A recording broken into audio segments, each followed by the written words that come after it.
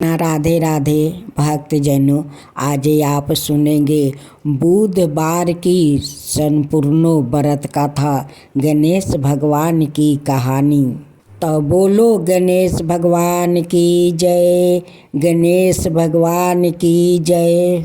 भक्तजनों, आज आप श्रवण करेंगे गणेश जी की सवारी मूषक की कथा।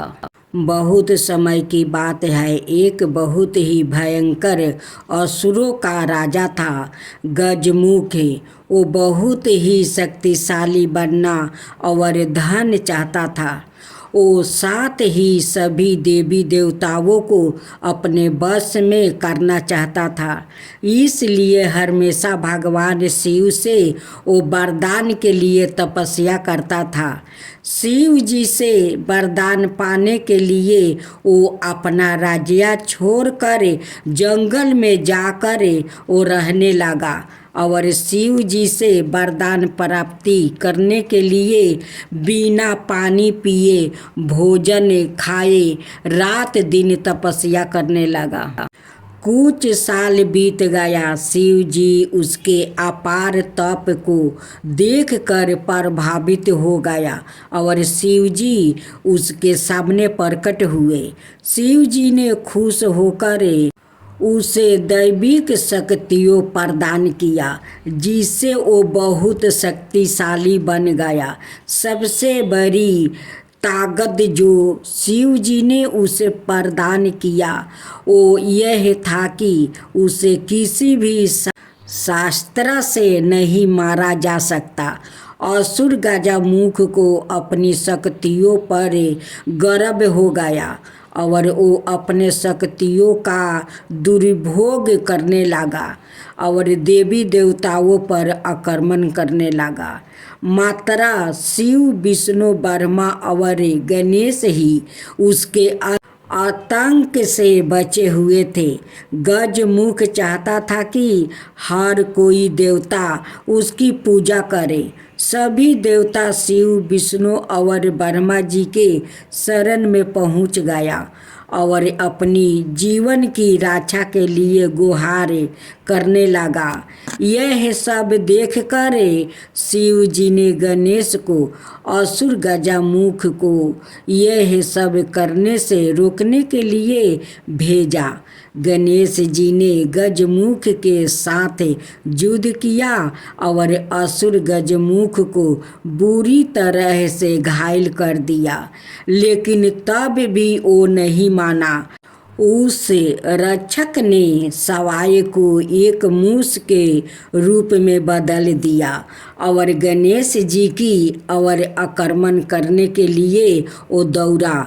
जैसे ही वो गणेश जी के पास पहुंचता, गणेश जी कूद कर उसके ऊपर बैठ गया और गणेश जी ने गजमुख को जीवन भर के मूस में बदल दिया और अपने वाहन के रूप में जीवन भर के लिए वो राख लिया।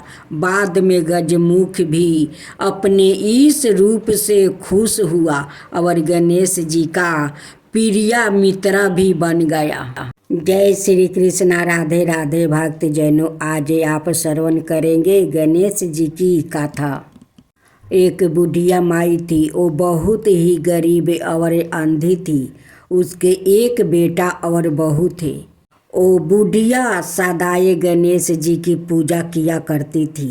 एक दिन गणेश जी प्रकट होकर उस बुढ़िया से बोला, बुढ़िया माँ, तू जो चाहे सो मांग ले। बुढ़िया बोली, मुझसे तो मांगना नहीं आता, कैसे और क्या मांगूं? तब गणेश जी बोले, अपने बहू बेटे से पूछकर मांग ले।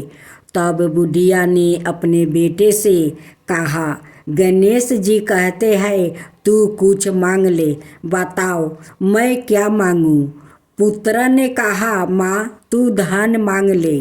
बहू से पूछा तो बहू ने कहा, नाती मांग लो। तब बुढ़िया ने सोचा कि ये तो अपने अपने मतलब की बातें वो कर रहे हैं। अतः उस बुढ़िया ने पड़ोसिन से पूछा तो उसने कहा, बुढ़िया तू तो थोड़े दिन जिएगी, क्यों तू धन मांगे और क्यों तू नाती मांगेगी।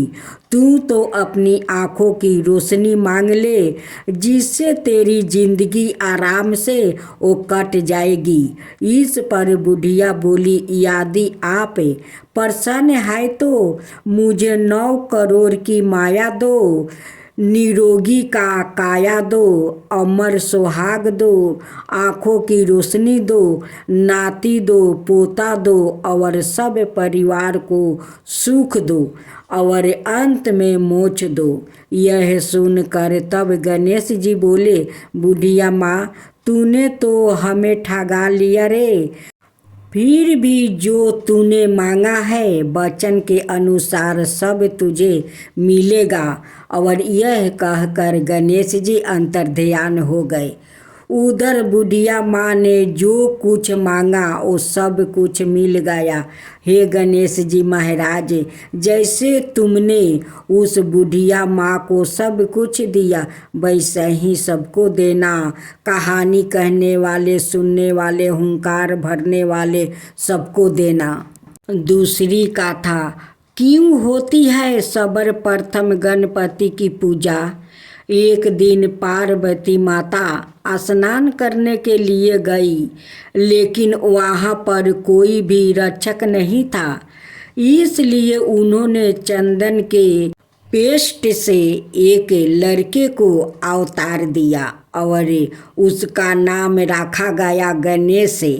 माता पार्वती ने गणेश को आदेश दिया कि उनकी अनुमति के बिना किसी को भी घर के अंदर ना आने दिया जाए। जब शिव जी वापस लौटे तो उन्होंने देखा कि द्वार पर एक बालक खड़ा है। जब वो अंदर जाने लगे तो उस बालक ने उन्हें रोक लिया और नहीं जाने दिया।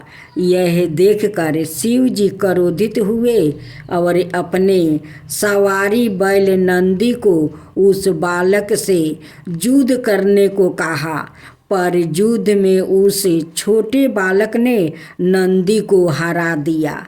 यह देखकर भगवान शिव जी ने क्रोधित होकर उस बालक गणेश के सर को काट दिया।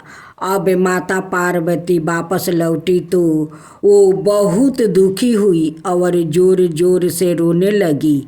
शिव जी को जब पता चला कि वो उनका सवाई का पुत्र था तो उन्हें भी अपनी गलती का एहसास हुआ।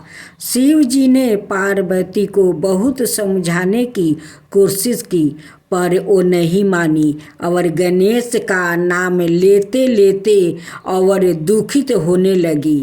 अंत में माता पार्वती ने क्रोधित होकर शिव जी को अपनी शक्ति से गणेश को दोबारा जीवित करने के लिए कहा।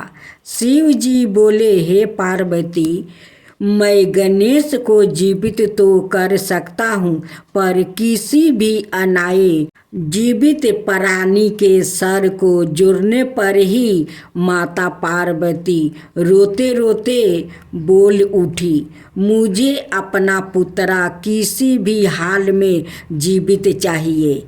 यह सुनते ही शिव जी ने नंदी को आदेश दिया, जाओ नंदी, इस संसार में जिस किसी भी जीवित प्राणी का सर तुमको मिले तो काट लाना। जब नंदी सर खोज रहा था तो सबसे पहले उससे एक हाथी दिखाई दिया तो वो उसका सर काट कर ले आया। भगवान शिव ने उस सर को गणेश के शरीर से जोड़ दिया और गणेश को जीवन दान दे दिया। शिव जी ने इसलिए गणेश जी का नाम गणपति रखा और बाकी सभी देवताओं ने उन्हें वरदान दिया कि इस दुनिया में जो भी कुछ नया कार्य होगा पहले जय श्री गणेश को याद करेगा।